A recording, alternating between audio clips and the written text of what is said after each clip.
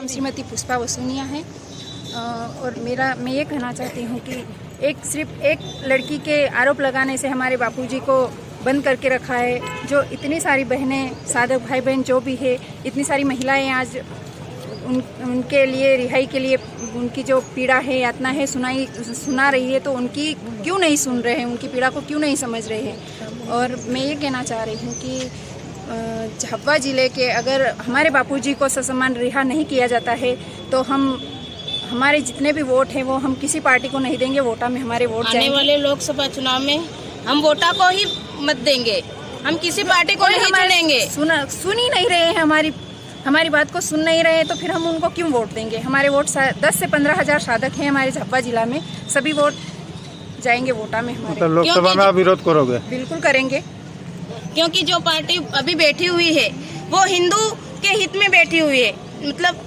फिर भी वो हिंदू संतों का कुछ भी नहीं कर रही है, सुन ही नहीं रही है। बाकी दूसरे लोगों को तो वो पेरोल दे रही है, उनकी सुनवाई भी हो रही है, लेकिन बापूजी की सुनवाई के लिए तारीख आगे बढ़ा दी जाती है। तो इस बार हमारा सबका एक मत है, एक संगठन है कि हम नोटा का ही मत देंगे, हम और किसी पार्टी को वोट नहीं देंगे। से आश्रम में रहती हूँ। मैंने आश्रम में ऐसा कुछ भी बापूजी के लिए गलत सुना नहीं, देखा नहीं। अगर ऐसा कुछ गलत होता तो मैं आश्रम में इतने वर्ष कैसे रहती। कौन सा आश्रम में रहते थे आप? कि मैं अहमदाबाद आश्रम में रहती हूँ। मैं अभी 2 साल से अभी राणापुर आश्रम में रहती हूँ। तो मैंने बापूजी के लिए ऐसा कहीं भी देखा सुना नहीं है इतने सालों में। और एक लड़की ने बापूजी को गलत साबित किया, तो इतनी सारी जो देश भर में जो महिलाएं हैं, जो बहनें हैं, तो इनकी पुकार क्यों नहीं सुनी जा रही है। जो इतनी सारी बहनें हैं जो बोल रही हैं बापूजी निर्दोष है, तो इनकी सुनवाई क्यों नहीं हो रही है। एक झूठी लड़की ने झूठा आरोप लगाया तो उनकी सुनवाई हो रही है। और हमारे इतने देश भर में इतनी महिलाएं आवाज़ लगा रही है कि बापूजी निर्दोष हैं, तो इनको क्यों नहीं सुनवाई हो रही है। क्या नाम है आपका?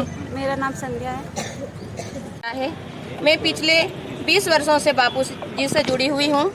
हम आज बापूजी की जल्दी से जल्दी रिहाई एवं उचित मेडिकल पेरोल के लिए संस्कृति रक्षा अभियान के अंतर्गत यहाँ एकत्रित हुए हैं। बापूजी पिछले 11 वर्षों से जेल में हैं। उन्हें न तो कोई पेरोल मिली है और न कोई उनकी सुनवाई की जा रही है। ऐसे वयोवृद्ध संत को के साथ क्यों ऐसा अन्याय किया जा रहा है, जबकि कई गुनाहगार, उनके लिए तो रात में कोर्ट खुल जाती है और रात में ही उनके लिए निर्णय सुना दिया जाता है। लेकिन बापूजी का जब निर्णय का दिन आता है, हमारी आस यही रहती है कि आज बापूजी को बेल मिल जाएगी, आज हमारे गुरुदेव, हमारे परमपिता बाहर आएंगे, लेकिन हमें वापस वही निराशा मिलती है। आखिर बापूजी का क्या दोष है? हम आपके माध्यम से भी पूछना चाहते हैं, सभी जनता एवं महामहिमों से भी, कि आखिर बापूजी का क्या दोष है जो इतने 11 वर्षों से भी बापूजी को जेल में रखा गया है। आज आप क्या लेके आए यहाँ पे कलेक्टर में? आज हम बापूजी की शीघ्र रिहाई एवं उचित मेडिकल पेरोल के लिए यहाँ एकत्रित हुए हैं, ताकि बापूजी को उचित आयुर्वेदिक इलाज मिल सके। ज्ञापन दिया आपने? हाँ जी। किसके नाम दिया ज्ञापन? महामहिम राष्ट्रपति महोदया के नाम। आपका क्या नाम है? श्रीमती सुनीता मेड़ा।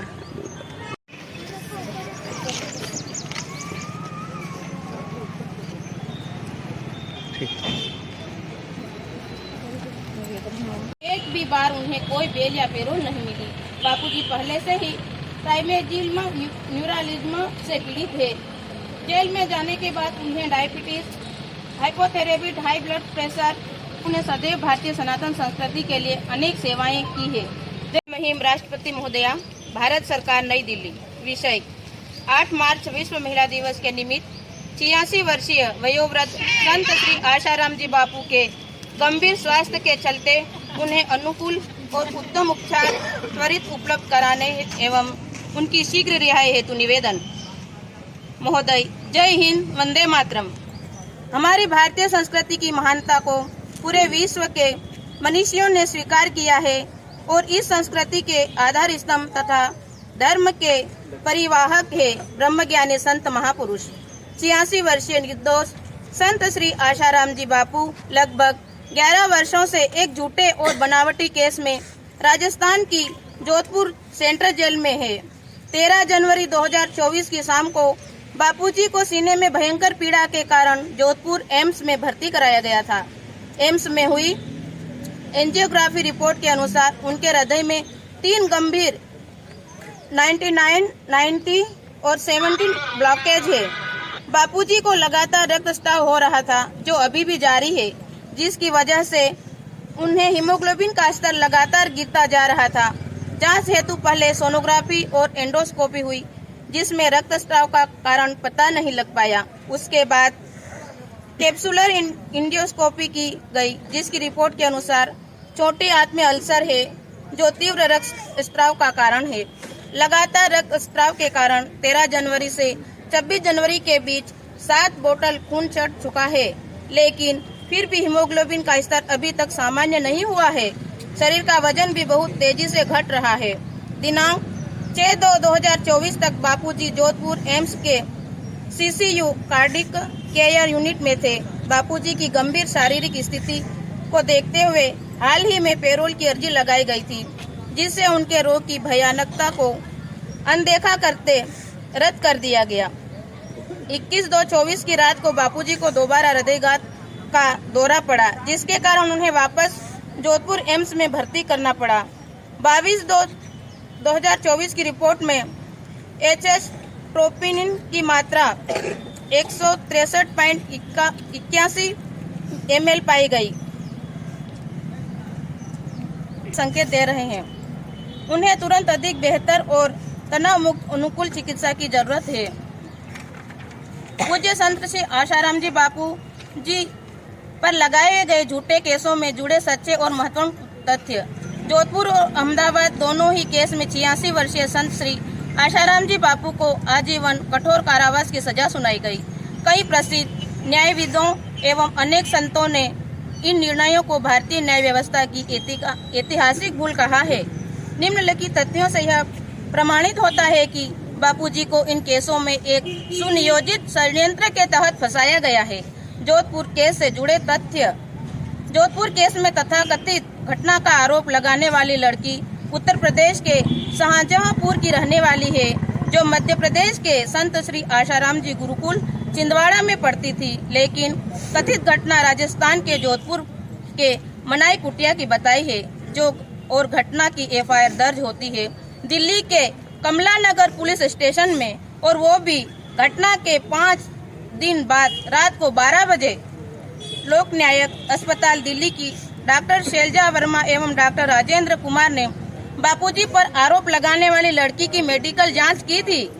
मेडिकल रिपोर्ट पूर्णतया नॉर्मल है। दोनों ही डॉक्टरों ने स्पष्ट किया है कि रिपोर्ट में रेप का कोई जिक्र नहीं है। हमें इंसाइट है, जैसा कि आरोप लगाया गया है कि लड़की का मुंह 1.5 घंटे तक दबाकर रखा गया, तो विचारणीय बात यह है कि क्या यह संभव है कि 1.5 घंटे तक किसी लड़की को कोई कामुक व्यक्ति जबरदस्ती नियंत्रण में रखे और लड़की के शरीर पर कहीं भी किसी तरह की चोट, खरोंच, घर्षण, लालिमा या नाखून के निशान जैसे कोई चिन्ह भी न मिले। बापूजी के केस की सुनवाई पॉक्सो के स्पेशल कोर्ट में कई कानूनी पाबंदियों के बीच करवाई गई है, जबकि लड़की की आयु के संबंध में विभिन्न दस्तावेजों से जैसे लड़की के प्रथम स्कूल के दस्तावेज, राशन कार्ड, LIC पॉलिसी आदि से यह स्पष्ट हो चुका है कि लड़की तथाकथित घटना के समय बालिग थी। कॉल डिटेल रिकॉर्डर्स से पता लगता है कि जिस समय पर लड़की कहती है कि वह कुटिया में थी, उस समय वह वहां थी ही नहीं। वह मोबाइल द्वारा किसी संदिग्ध व्यक्ति के साथ संपर्क में थी। जांच अधिकारी चंचल मिश्रा द्वारा लड़की की मां की जो फोन कॉल डिटेल कोर्ट में प्रस्तुत की गई, उसमें 12 अगस्त से 17 अगस्त की कॉल डिटेल, जो कि तथाकथित घटना के दिन 15 अगस्त की एवं आगे के दिनों की होने से काफी महत्वपूर्ण होने के बावजूद भी जानबूझकर हटा दी गई थी। तथाकथित घटना के समय बापूजी सत्संग में थे और आखिर में एक मगनी के कार्यक्रम में व्यस्त थे। उस समय के फोटो भी कोर्ट में प्रस्तुत किए गए हैं। सबसे महत्वपूर्ण बात यह है कि लड़की के अनुसार पूरी घटना के दौरान उसकी मां वहीं कुटिया से बाहर बैठी हुई थी, तो लड़की द्वारा बचाव के लिए किए गए प्रयास जैसे चिल्लाने की आवाज उसकी मां को कैसे सुनाई नहीं दी। और कथित घटना के बाद लड़की मां के साथ ही अपने निवास पर गई। मां को कैसे कुछ भी पता नहीं चला। इस केस में केवल और केवल लड़की के बयान को एकमात्र आधार मानकर सजा सुनाई गई है, जबकि ऐसे कई दस्तावेजी सबूत है जो यह स्पष्ट करते हैं कि लड़की झूठ बोल रही है। 2013 में एक सुनियोजित साजिश के तहत पूज्य बापूजी पर सूरत की एक महिला द्वारा 12 वर्ष पूर्व की तथाकथित घटना बताकर आरोप लगवाया गया। 9 वर्ष तक अदालत की प्रक्रिया चली और इस दौरान ऐसे अनेक तथ्य सामने आए जिनसे पूरी तरह स्पष्ट हो जाता है कि लगाया गया आरोप सरासर गलत है। फिर भी इस मामले में अदालत द्वारा सजा सुनाया गया।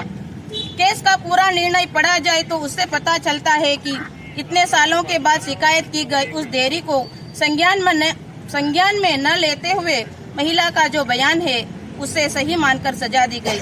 जब इतने सालों की देरी होती है तो ऐसे में अदालत को साक्ष्य का जो संयोगिक साक्ष्य है वह भी देखना चाहिए था।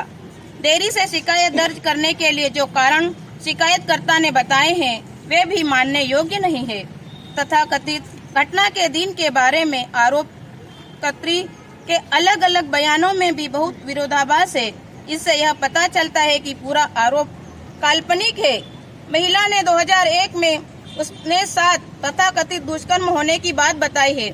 उसके बाद 6 वर्षों तक आश्रम में रही और अलग अलग शहरों में जाकर अपने प्रवचनों में वह बापूजी का गुणगान करती रही। बापूजी की शिक्षाओं को लोगों तक पहुंचाती रही। अपने घर भी जाती थी। अगर ऐसा कुछ उसके साथ होता तो वापस क्यों आती? उसकी माँ व बहन आश्रम में आते थे, लेकिन उसने आखिरी तक कभी उन्हें भी कुछ नहीं बताया। महिला की सगी बहन ने अदालत में बताया कि मैं सब परिवार हर वर्ष पूर्णिमा व दीपावली पर अहमदाबाद आश्रम में जाती थी और मैं व मेरी माँ बहन के साथ ही रुकती थी। हम उसे घर चलने को कहते थे तो मना करती थी। यदि ऐसी कोई तथाकथित अवांछित घटना हुई होती तो उसकी माता और बहन जो उसके साथ ही जाकर रहती थी उन्हें उसने बताया होता अथवा उन्हें अवश्य पता चलता। शिकायत करने से पहले शिकायतकर्ता महिला उसकी बहन व बहनोई के साथ इंदौर मध्य प्रदेश में जाकर जीतू सोनी नाम के व्यक्ति से मिले थे, जिसकी स्वीकृति बहनोई ने न्यायालय में की है। जीतू सोनी ने होटल में 67 लड़कियां पाई गई थी जिनसे वह देह व्यापार और गलत काम करवाता था और उसके ऊपर 45 FIR दर्ज हुई है। जीतू सोनी जैसे क्रिमिनल बैकग्राउंड वाले व्यक्ति से संपर्क करना किस बात को दर्शाता है? जांच अधिकारी के द्वारा महत्वपूर्ण तथ्यों की जांच नहीं की गई एवं हकीकत कोर्ट के रिकॉर्ड पर भी नहीं लाई गई। अब सवाल उठता है कि उसने यह सब क्यों किया? दरअसल 2006 में उसकी लापरवाही से एक ऐसा कार्य हुआ था जो आश्रम की गरिमा के खिलाफ था, जिसके लिए बापूजी ने उसको जाहिर में उसके हित के लिए डांटा था, लेकिन उसने उसका उल्टा अर्थ लिया और उसके बाद उसने आश्रम छोड़ा। यह बात खुद महिला ने अपने बयान में कही है। उपरोक्त सभी सत्य को प्रमाणित करने वाले संक्षिप्त किंतु महत्वपूर्ण तथ्यों को अनदेखा करके इस केस में भी न्यायालय से अन्य सभी सह आरोपियों को निर्दोष बताकर ससम्मान रिहा करते हुए मात्र संत श्री आशाराम जी बापू को ही आजीवन कारावास की सजा सुनाई गई। ऐसे महत्वपूर्ण तथ्य है जो कि जांच एजेंसी ने निष्पक्षता से कोर्ट के रिकॉर्ड में प्रस्तुत नहीं किए एवं बापूजी की निर्दोषता को प्रमाणित करने वाले जो तथ्य है सबूत कोर्ट में प्रस्तुत हुए भी तो उसका कोर्ट ने निष्पक्ष न्यायिक विश्लेषण नहीं किया। स्थानाभाव के कारण इतने ही तथ्य आपके समक्ष प्रस्तुत है। अपने जीवन का 60 वर्षों से भी अधिक समय धर्म, संस्कृति एवं राष्ट्रोत्थान के कार्यों में न्यौछावर करने वाले संत दोषी है या निर्दोष है, इसका निर्णय प्रबुद्ध जनता स्वयं करे। निर्दोष है। आप हमारे सच्चे हैं। हम बापू के बच्चे। बापूजी को